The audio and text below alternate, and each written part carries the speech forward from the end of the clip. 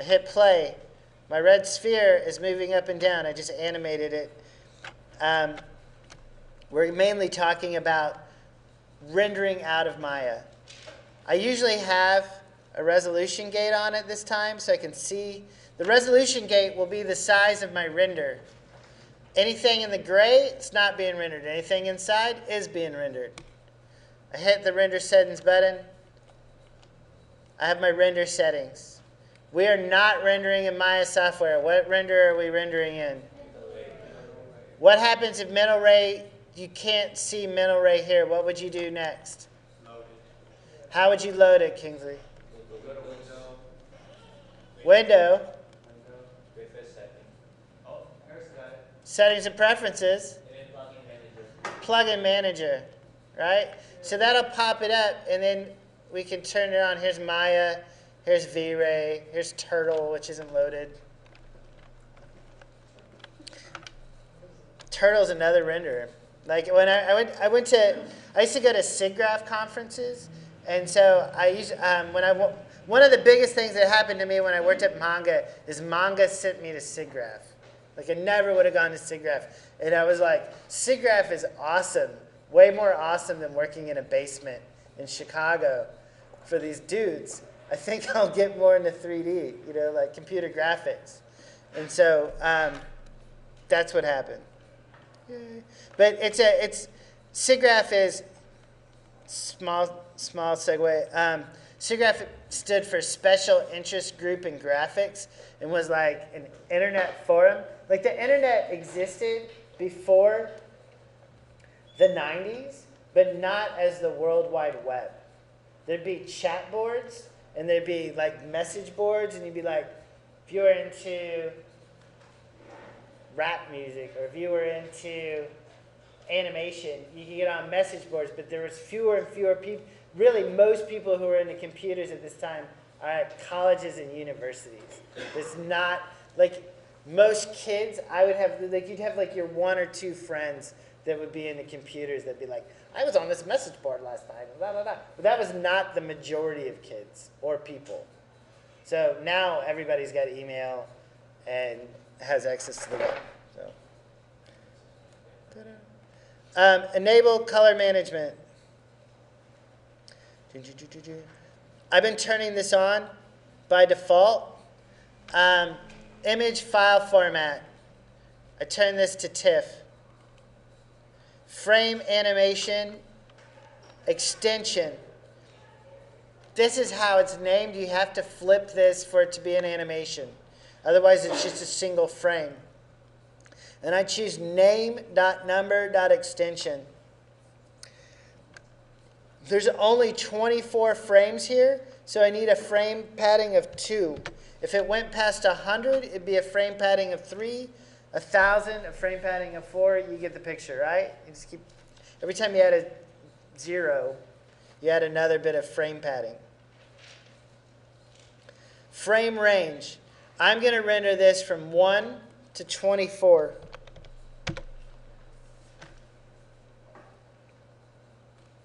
Which I don't think is, yeah, it is. 1, 2, 3, 4, 5. By frame 1. Renderable cameras. Right now I'm using the perspective camera. You should be, in most 3D, the working practice that people do is they make shot cameras. They make cameras that handle their shot because they're going to animate it through that camera. And they're only concerned about modeling things that appear in the shot camera. So, right, this is something, when I first started rendering, I screwed up. Right, you want to make sure you're rendering through the right camera. This is a perspective camera. We're going to let it go. Image size. Default Maya is 640 by 480. I've been advocating for HD 720, but pretty soon HD 1080 is where you're going to want to be rendering.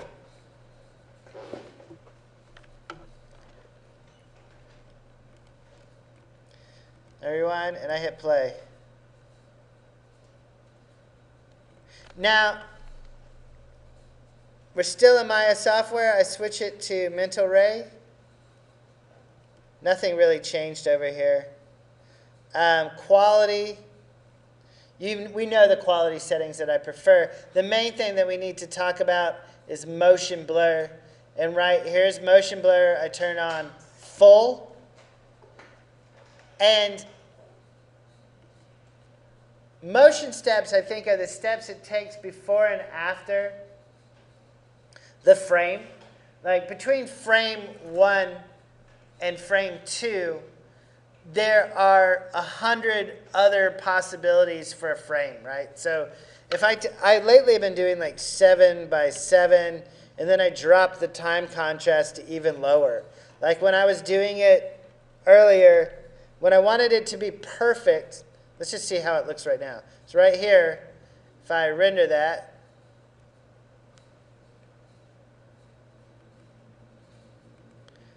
it's not a lot of blur.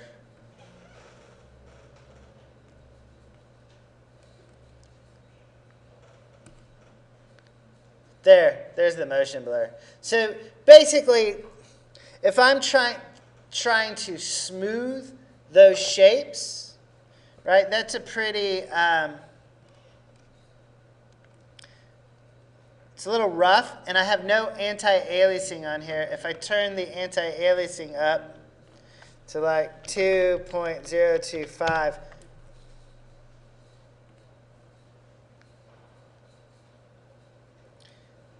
then I get an incredibly smooth motion blur, right? People will forgive some rough motion blur. If you can't turn it down, I'd rather have rough motion blur than no motion blur. And that's a personal bias as an artist, right? Different companies are going to be different. But like, right, you're going to make a demo reel, put some motion blur on you. If you're trying to sell yourself as a character animator or some sort of animator, I would definitely have final scenes with motion blur, you know? If you're going to be a modeler, I don't know about that. But, you know. And while we're here in this, let's talk about depth of field. I'll just hide that. Why delete it? Have we talked about depth of field before in here? A little bit. Have we talked about implementing it on the camera? So I'm going to go Control D. Actually, let me get some more shapes here real quick.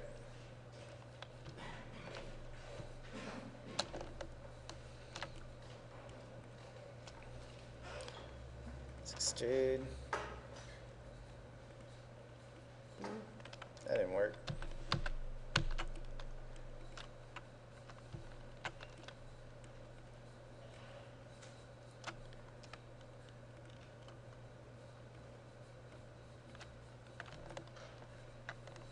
Why can't I do it? Oh well.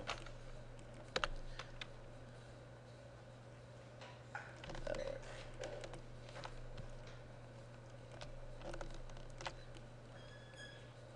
I'm going to assign fongs to these.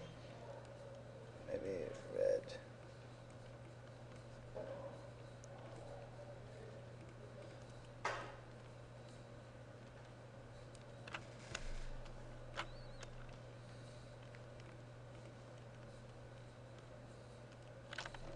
Okay, so maybe 1 cube.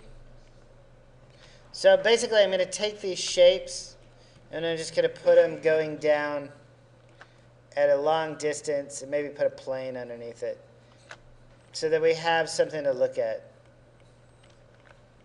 I'll take these objects.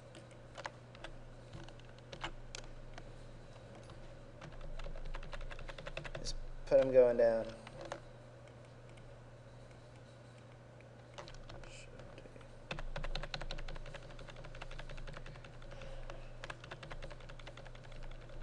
So, right, I can see down this road of objects, things are getting distant. In old Maya, you could not check this without rendering. In new Maya, you should be able to, viewport 2.0 has built-in depth of field attached to it. And we're going to check it against mental ray depth of field. All right? So I got a viewport 2.0, and I go to the options, and here's motion blur. And I can enable motion blur in viewport 2.0. So see how it's moving? It blurs a little bit. It's like a video game motion blur. So basically, viewport 2.0 in shorthand, or at least in my shorthand, is an attempt to move game technology that's already available in video game platforms into Maya, which seemed like a no-brainer, but all right. Now I've got this, and I'm going to go View, select Camera, and I've got to set depth of field at the camera. So I'm going to turn on depth of field. And look, it's viewport 2.0, so you can see things are closer to the camera. What I'm going to do is I'm going to make another camera. Panels. Let's go Create, Camera, Camera. Maybe I use that one. Is it camera 1? Depth of field. But I can attach things to this camera. So I'm going back to my perspective camera, turning off its depth of field. Though it's still on. Why are you? All right, that's weird. Turn that back to default. What I'm going to do is I'm going to use Create, Measure Tool, Distance. I'm going to turn that on to Snap to Point right there. Then I'll snap one right here. So look, what the distance tool does is it makes two locators and says the distance between the two locators. If I go to my outliner, and I go down here to my locator 2, and I move it, turning off my snap. If I move locator 2, check it out. See the numbers changing? Can you see that? Yes. This number says 7. Okay, so what I want to do is I think I'm going to make the 4th row be in focus. And it is about a distance of 86, 87 units.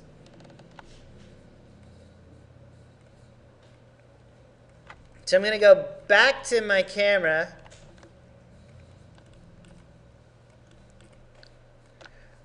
And I'm going to go, and I want to do something before that. I made a mistake. I want to attach, there you go. I want to attach the distance parameter to my camera that I made. So there's these elements. I'm going to group and put under that camera as a subgroup. And that way I can adjust them some more. They didn't even need to be a subgroup. They could just be parented. And that way I know that this says 82. Go back to camera shape 1. And I'll go to select camera. I'll hit depth of field. I also have to turn back on viewport 2.0. There it goes. Focal distance, and I'm going to write 82. And so what is happening is now I have, it's focused basically right here. If I go over,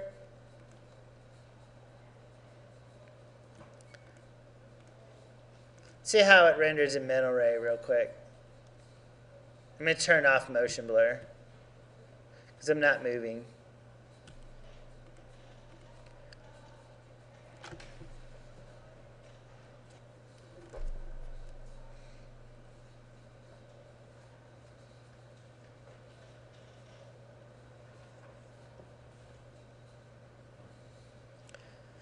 So I don't know if you can see it on the monitor as well as I can, but this area right here, this square is not in focus. But these squares right here are in focus. This is something that motion picture, it's so old-fashioned. In the movies, they do something called pull focus. And on a film camera, it's so important, they'll hire somebody whose sole job it is to pull focus on the camera. So like on some camera teams in the movie, they'll have a guy who's aiming the camera and framing things. Then there's another guy who might be pulling the focus. So he's control of focusing the camera. It's that important to the scene. You can do things with Maya cameras to render and pull focus, but it takes you being patient enough to start rendering stuff out all the time and to get in the habit of rendering. Like, we could definitely subtitle this class Lighting and Shading, or How I Got Addicted to Rendering All the Time. And so like when I was getting to learn about 3D, I was already working as a computer designer, and we had a couple of computers that were like the computers we had in college, but were not the ones we were working on. So we'd get on the ones that we had in college and make them render, and they would render like all night long. Because like to do one 3D rendering at that time, sometimes it would take 24 hours, like on a home computer, you know? And it was like the professionals had these really expensive computers. Now you have a computer that's powerful enough to do this. But to start figuring out how to do like crazy pull focus tricks, you got to do it all the time. Has anybody ever, and this is going to turn into a super segue, have you ever heard of pre-visualization? Harrison, I know you haven't. Harrison, have you heard of pre-visualization, or the pre-visualization of movies with 3D animation? Yeah. Okay, in Hollywood, there are several companies that do pre-visualization, and they work all the time, and they kind of burn their employees out a little bit, but it's a good place to get a start. For a movie like Transformers or Stealth or whatever, they're not going to spend $300 million and improvise the whole movie. Improvised movies are independent movies, right? Like that's like you and your buddies with a camera out like making something. A movie like Transformers or Star Wars, they would storyboard it, and then the modern way to storyboard it would be to quote-unquote pre-visualize it. And there are companies, and that's all they do. So instead of hiring storyboard artists, you hire pre-visualization artists. A lot of it, like the guys who I knew became pre-visualization guys, were people who were comic book artists and were extremely fast artists to begin with. Then they learned computers, and then they took that stuff and applied it. And so they were basically making comic books with Maya. Like, you know how like there's Machinima? Is it called Machinima? It's like, yeah, what? Machinima. Whatever. Machinima is like you take, like they'll have things on YouTube where they take video games and they'll act out skits with the video game. That's kind of what they'll do in pre-visualization is they have the script as it's written, and then they'll take very hastily built 3D models that don't look awesome, but you can tell that this guy's a cowboy, or this person's a cop, or this is a car, or this is a plane. It's not texture mapped really well, but it's texture mapped a little bit. It's just like very crude, but you can tell the exact timing of the shot.